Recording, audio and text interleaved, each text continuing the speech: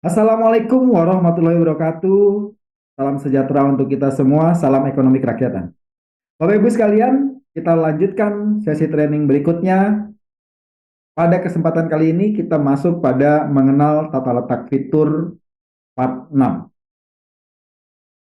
Apa yang akan kita bahas di part 6 ini? Yang akan kita bahas di part 6 ini adalah mengenal fitur untuk modul simpan pinjam.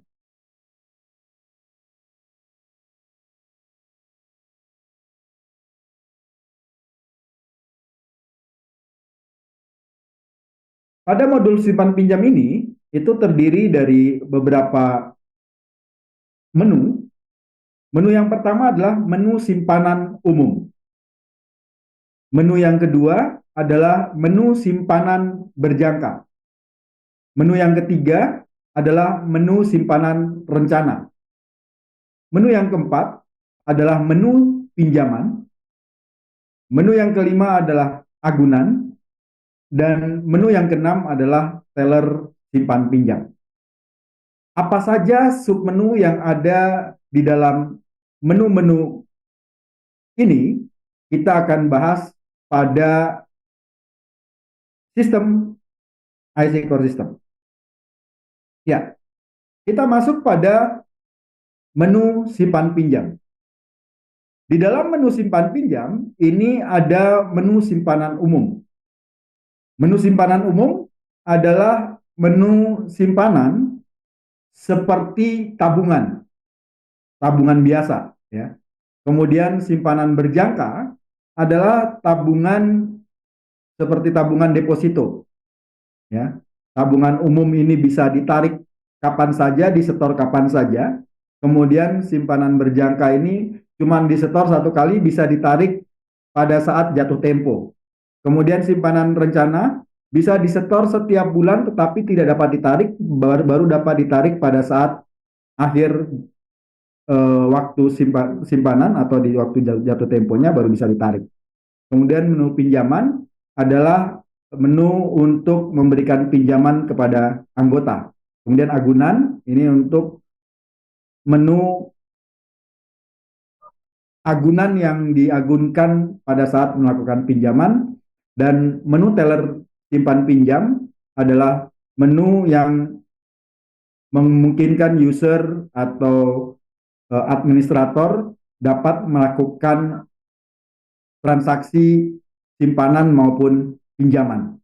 Kita akan bahas satu persatu dari masing-masing menu ini. Yang pertama adalah menu simpanan umum. Di menu simpanan umum ini ada banyak sekali fitur, mulai dari submenu atur simpanan. Kita lihat submenu atur simpanan. Ini untuk kita mengatur simpanan di awal. Jadi pada saat saya memberikan materi tentang pengaturan sistem, itu ada pengaturan umum atau master data. Kemudian yang kedua ada pengaturan modul dan pengaturan menu. Nah, sebelum kita menggunakan menu simpanan umum ini, kita harus melakukan pengaturan terlebih dahulu. Nanti pengaturannya di sini, di menu ini. Nah, di sini kita bisa tambah produk simpanannya, kita bisa memberikan penamaan produk simpanannya sesuai dengan keinginan Bapak Ibu. Di sini ada kode rekeningnya, kemudian nama produk simpanannya apa, minimal setornya berapa, kemudian minimal setoran selanjutnya berapa, jasa per tahunnya berapa, metode perhitungan jasanya bagaimana, saldo minimalnya berapa, kemudian biaya administrasinya per bulan berapa, diizinkan auto debit atau tidak, open API atau tidak, jangka waktu dorman, kemudian dapat diaktifkan kembali atau tidak kalau sudah dorman, ada biaya aktivasi atau tidak kalau sudah dorman, kemudian penutupan rekening ada biaya atau tidak. Kemudian kita juga bisa menginput manfaat simpanan, supaya anggota bisa tahu manfaat simpanan ini apa dan persyaratan umumnya apa. Kemudian kita bisa setting di sini menggunakan buku simpanan atau tidak. Kemudian kita bisa upload gambar promosinya di sini, juga kartu virtualnya, kartu debit virtualnya. Kemudian berikutnya pencatatan secara akuntansinya akan dicatatkan di mana. Ini kita atur di sini. Kemudian ini dikenakan pajak atas bunga atau tidak. Itu fitur yang pertama adalah submenu atur simpanan. Kemudian yang berikutnya dari produk simpanan yang kita sudah tambahkan, sudah kita atur, dia akan muncul di sini, data produk simpanan. Di sini statusnya aktif atau tidak, kita bisa aktifkan di sini. Kemudian kita bisa melihat informasinya, fitur dari tabungan ini apa saja fiturnya. Oke, kemudian kita bisa juga langsung buka rekening dari sini, atau kita bisa buka dari sub menu buka rekening simpanan. Nah, kita bisa cari produk apa yang akan kita bukakan rekeningnya. Kita tinggal cari berdasarkan data kuota siapa yang mau buka rekening. Begini, kemudian kita tinggal pilih siapa yang akan dibukakan rekeningnya. Maka dia akan muncul detail menu seperti ini. Kemudian kita bukakan rekeningnya. Kemudian nanti kalau kita atur di situ harus disetujui terlebih dahulu, maka di sini ada request buka rekening akan muncul di sini. Kemudian berikutnya daftar simpanan aktif. Simpanan yang sudah aktif itu siapa-siapa saja, nominalnya saldo efektifnya berapa. Ini akan muncul di sini. Kemudian daftar simpanan pasif, ini yang sudah dorman, itu akan muncul di sini. Kalau dalam jangka waktu tertentu, kita pada saat pengaturan di awal, pengaturan produk simpanan, di situ kita bisa atur berapa lama maksimal jangka waktu dorman. Kalau dia sudah dorman, dia akan muncul di sini. Dan jika kita mau aktifkan, aktifkan dari sini. Kemudian ada laporan transaksi simpanan. Laporan transaksi simpanan ini dia menginformasikan transaksi dari setiap simpanan umum. Kita bisa lihat detailnya transaksinya seperti rekening koran di sini, berapa jumlah setoran yang dilakukan maupun penarikan yang dilakukan. Kemudian laporan bunga simpanan, ini bunga simpanannya akan muncul di laporan bunga simpanan ini. Kemudian berikutnya di laporan bunga simpanan ini kita juga bisa mengupload bunga simpanan, kemudian kita bisa settlement bunga simpanannya, kita bisa hapus draft, kemudian kita juga bisa cetak PDF dan cari datanya di sini. Kemudian yang berikutnya ada simpanan berjangka. Simpanan berjangka hampir sama, cuman produknya aja yang berbeda. Kita bisa tambah produk juga seperti di sini, simpanan berjangkanya. Nama produk simpanannya apa, minimal setoran simpanannya berapa, minimal maksimal setorannya berapa, terus jasa per tahunnya berapa, dicairkannya, jasanya dicairkannya saat apa, apakah harian atau bulanan, atau akhir periode. Kemudian izinkan pencairan bunga ke akun simpanan, ini kita izinkan atau tidak, atau dicairkan pada saat lunas, kemudian auto rolling simpanan berjangka, bisa atau tidak. Ini auto roll, mau auto roll pokok atau auto roll pokok dan bunga. Kemudian yang berikutnya adalah jangka waktu. Minimal jangka waktu simpanannya berapa lama, kemudian maksimal jangka waktu simpanannya berapa lama. Kemudian pencairan simpanan berjangka, itu dikenakan biaya administrasi atau tidak. Berapa biaya administrasinya kalau dikenakan biaya administrasi. Kemudian dikenakan penalti atau tidak pada saat pencairan. Oke. Kemudian keterangan di sini kita masukkan manfaatnya apa dari produk ini. Kemudian simpanan berjangka ini persyaratannya apa saja. Sama kita juga bisa upload gambar promosi, kemudian virtual card-nya. Kemudian di sini pencatatan akuntansinya dicatatkan di mana, dan pajaknya dikenakan pajak atau tidak. Ya, di simpanan berjangka ini juga sama, nanti akan muncul produk simpanan berjangka seperti ini. Yang sudah buka rekening juga akan muncul di sini, kemudian request buka rekening juga muncul di sini kalau mereka buka secara online. Kemudian simpanan aktif,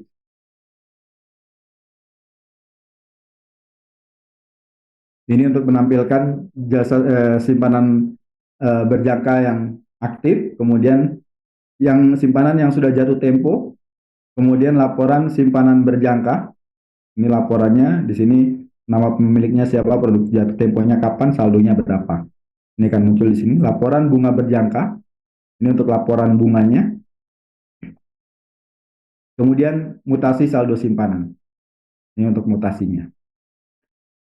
Terus simpanan berjangka sama di produk simpanan rencana juga ada pengaturan dulu. Kita buat pengaturan awal dulu. Kita tambah produk. Di sini pengaturan apa saja yang diatur, kode rekeningnya, nama produknya. Kemudian minimal setoran awalnya berapa. Kemudian minimal setoran selanjutnya berapa. Jasa per tahunnya berapa. Pembayaran jasa tiap apa, apakah tiap bulan atau akhir periode. Metode setorannya bagaimana. Apakah flat per bulan atau minimum per bulan? Kalau flat per bulan berarti setiap bulan dia sama. Terus kalau minimum berarti kita ada batasan minimum yang kita tentukan. Pembayarannya bisa online atau tidak? Kalau iya bisa dibikin dia. Jangka waktunya berapa lama? Kita tentukan jangka waktu minimalnya. Jangka waktu maksimalnya kita juga tentukan jangka waktu maksimalnya. Pencairan simpanan dikenakan biaya administrasi atau tidak? Kalau dicairkan sebelum jatuh tempo dikenakan denda atau tidak?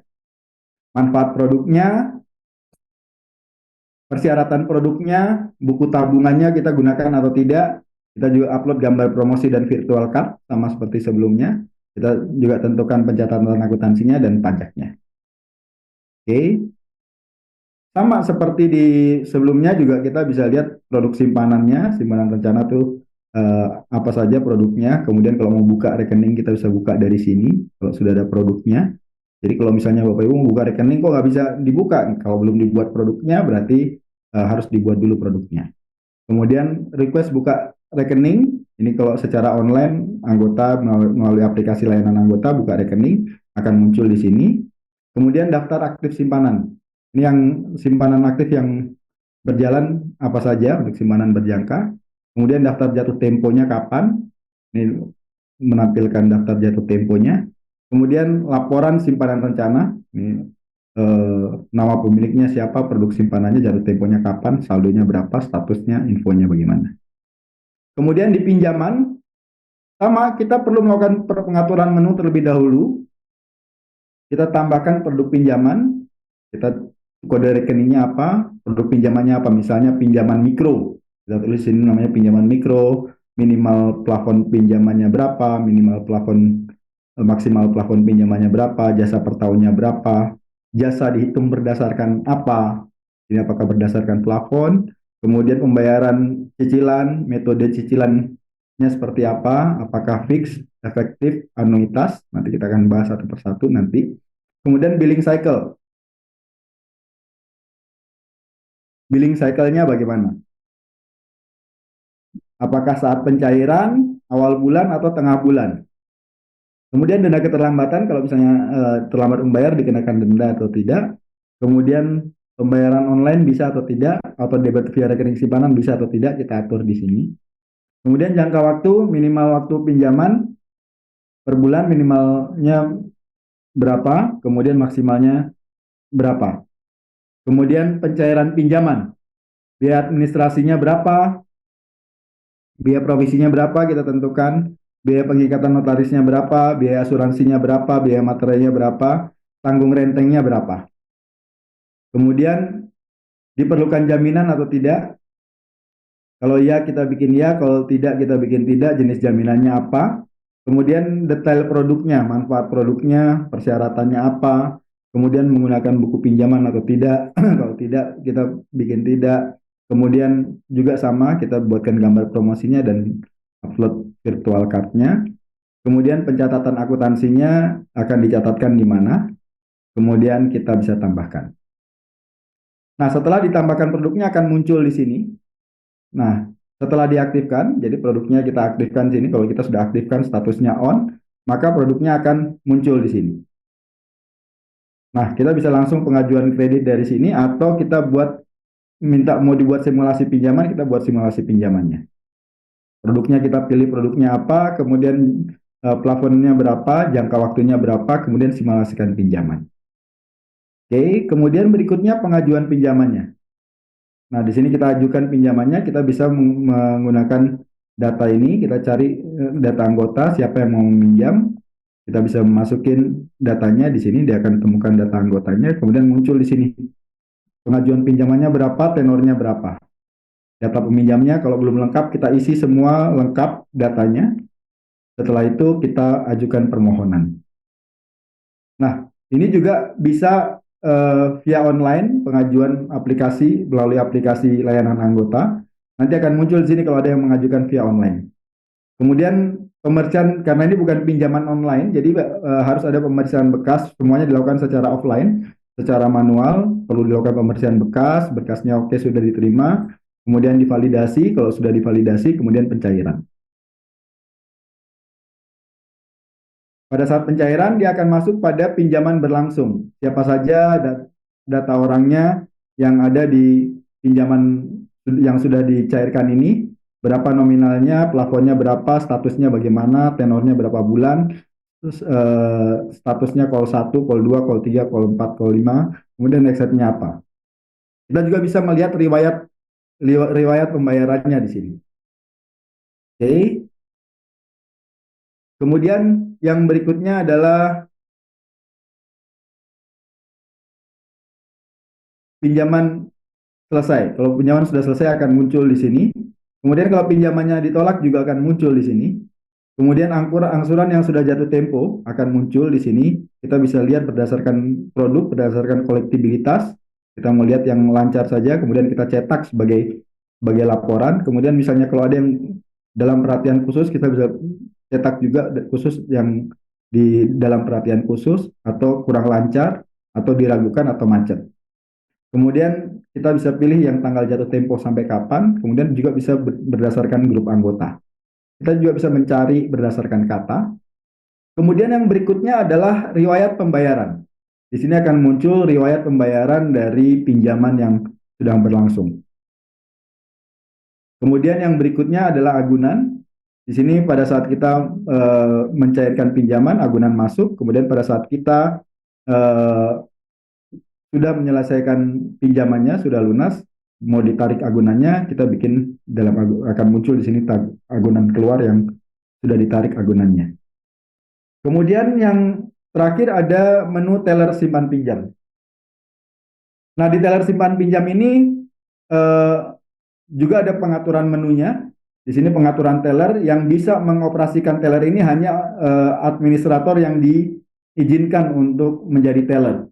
Kita bisa tambah di sini, pilih akun siapa admin yang akan dijadikan teller, kemudian kita isi data lengkapnya, kemudian kita tambahkan jadi teller.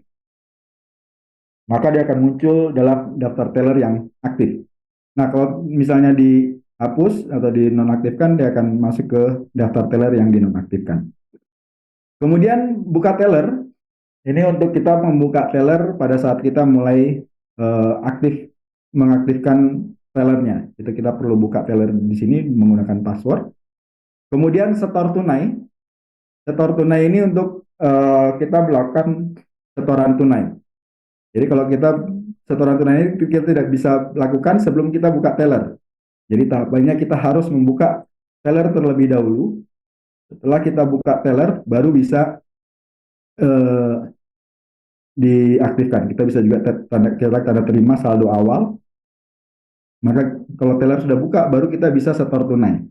Nah, kita mau setor tunai dari anggota siapa? Misalnya dari ini, kemudian mau setor tunainya ke simpanan mana nih?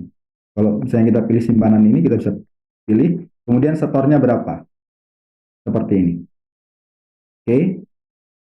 Kemudian berikutnya adalah setor simpanan via aplikasi. Nah, dari anggota bisa juga menyetor simpanan via aplikasi, maka pada ada anggota yang setor simpanan via aplikasi akan muncul di sini. Kemudian yang berikutnya, setor tunai massal.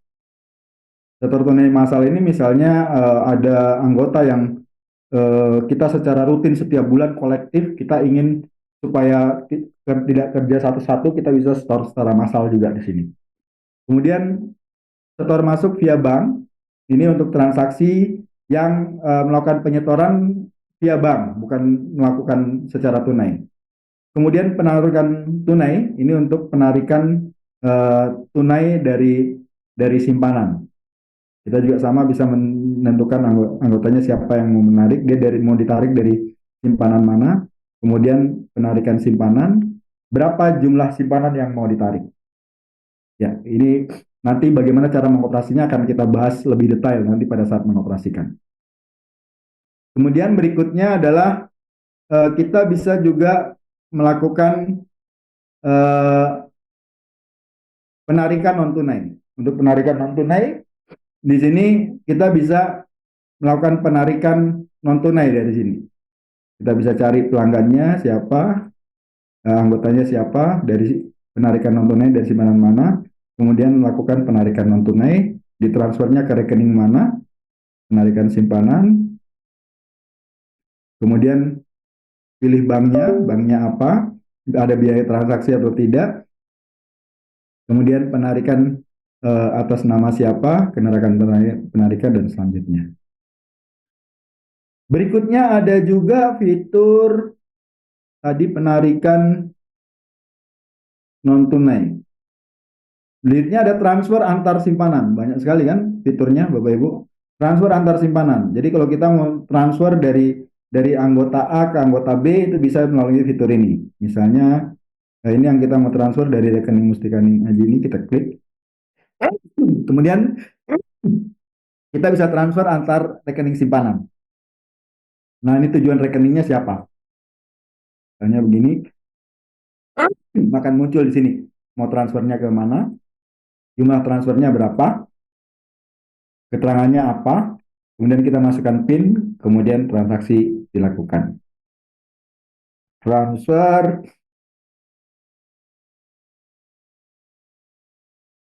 Kemudian ada debit biaya atas simpanan.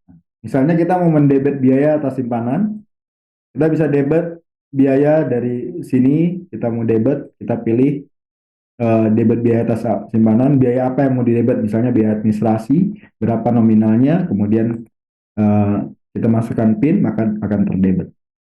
Kemudian ada transaksi lagi pembayaran pinjaman tunai. Nah, ini pembayaran pinjaman tunai untuk melakukan pembayaran pinjaman tunai. Kita bisa cari anggotanya, siapa, kemudian pinjaman yang mana yang mau dibayar, kita pilih, kemudian bayar atau pelunasan. Nah, kalau bayar di sini kita tentukan, di sini sudah langsung muncul berapa cicilan per bulannya, kemudian kita approve. Oke, kemudian berikutnya adalah pembayaran pinjaman via debit simpanan. Nah, ini kalau misalnya yang pinjam ini punya saldo di rekening simpanan, kita bisa debit juga dari sini. Ya, misalnya dia mau didebit dari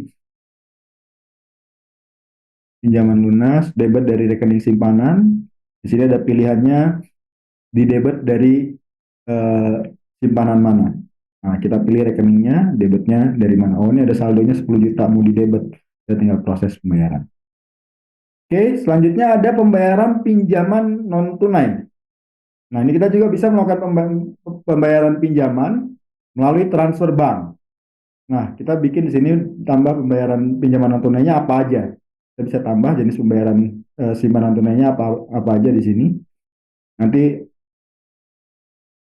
akan muncul jenis-jenis pembayaran pinjaman non tunainya. Kemudian berikutnya adalah pembayaran pinjaman massal. Nah, kalau kita mau bayar pinjaman secara kolektif juga bisa di sini dilakukan. Kemudian kita tinggal pilih filenya saja, kita upload, nanti secara otomatis akan muncul di sini, kemudian kita proses pembayaran. Kemudian berikutnya adalah pengeluaran operasional. Teller juga bisa melakukan pengeluaran operasional, misalnya ada biaya-biaya yang harus dikeluarkan oleh teller, jadi teller bisa mengeluarkan biaya operasional dari sini. Misalnya biaya promosi mau dikeluarkan dari teller, juga bisa kita keluarkan biayanya dari sini. Kemudian laporan harian teller. Di laporan harian teller ini akan muncul apa saja kegiatan atau transaksi yang dilakukan oleh teller, kemudian habis dilaporkan bisa divalidasi oleh atasannya. Membuka laporan, kemudian laporan divalidasi. Ya, cukup banyak kan menu yang ada di dalam modul simpan pinjam ini. Demikian materi yang bisa saya bawakan pada sesi ini. Kita akan ketemu lagi di sesi selanjutnya. Senang bisa sharing dengan Bapak Ibu pada kesempatan hari ini. Wabillahi taufik walhidayah. Wassalamualaikum warahmatullahi wabarakatuh. Salam sejahtera untuk kita semua. Salam ekonomi kerakyatan.